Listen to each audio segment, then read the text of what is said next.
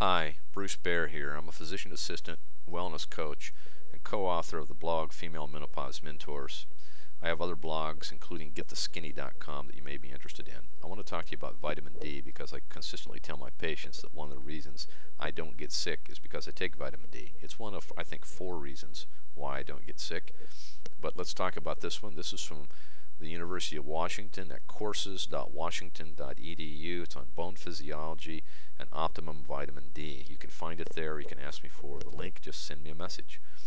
What are the vitamin D requirements? Well, vitamin D is made by the sun, but if you don't get enough sun, or if you have pigmented skin, which prevents you from absorbing UV radiation or ultraviolet radiation to make vitamin D in your skin from cholesterol, hear that? Cholesterol is used, among other things, to make vitamin D. You're going to need to supplement, and you're going to need somewhere around 1,000 units a day. You don't want to take too much if you have kidney stones, and if you have liver disease or kidney disease, you need special supplements. Otherwise, you can just use vitamin D3 or cholecalciferol. Now, less than 8 nanograms per milliliter is really deficient. Most of my patients, when I measure them, are in the 8 to 20 range, and I find that a lot of women who come in with joint pains and fatigue are in this range, and those improve when we supplement.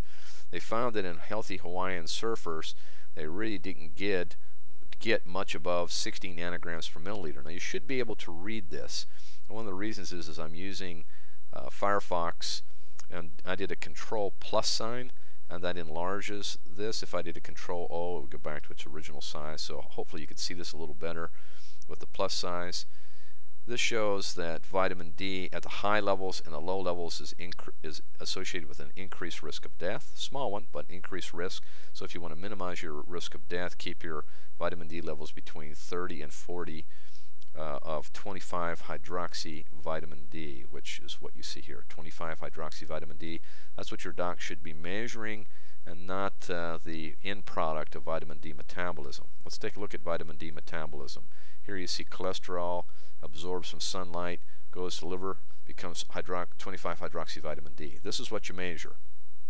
You don't measure this 125 dihydroxy vitamin D or whatever, however they say that, because if this is low, a signal is sent to the kidney to take more of this and make it into this. As long as this is floating around until it's depleted, this is going to be normal. You're going to keep this up.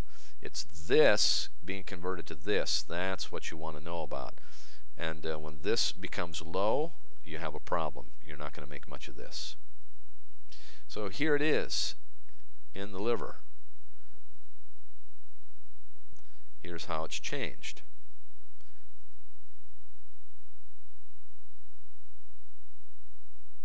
Here is the cholesterol, 7-dehydrocholesterol, interacting with the sun in your skin. It gets changed to cholecalciferol. That's vitamin D3. That's what you can take orally. Goes down to liver. The liver changes it to 25-hydroxy cholecalciferol.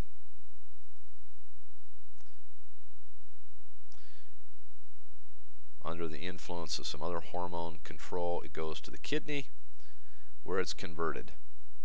Alright, vitamin D3 is found in fish, primarily egg yolks and supplements. Ergocalciferol comes from plants. It's about 30% as potent. D2 is 30% as potent as D3. Here shows some feedback that the vitamin D does. It reduces bone reabsorption. It increases absorption of calcium in the kidney. It strengthens muscle. It modulates immune cells.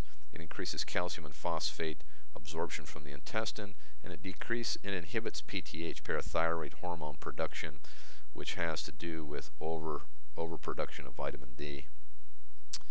Alright, so things that influence the amount that the kidney makes is bone, parathyroid, calcium absorption, all inhibit the production of this by the kidney. Alright, let's go on down here. It's important that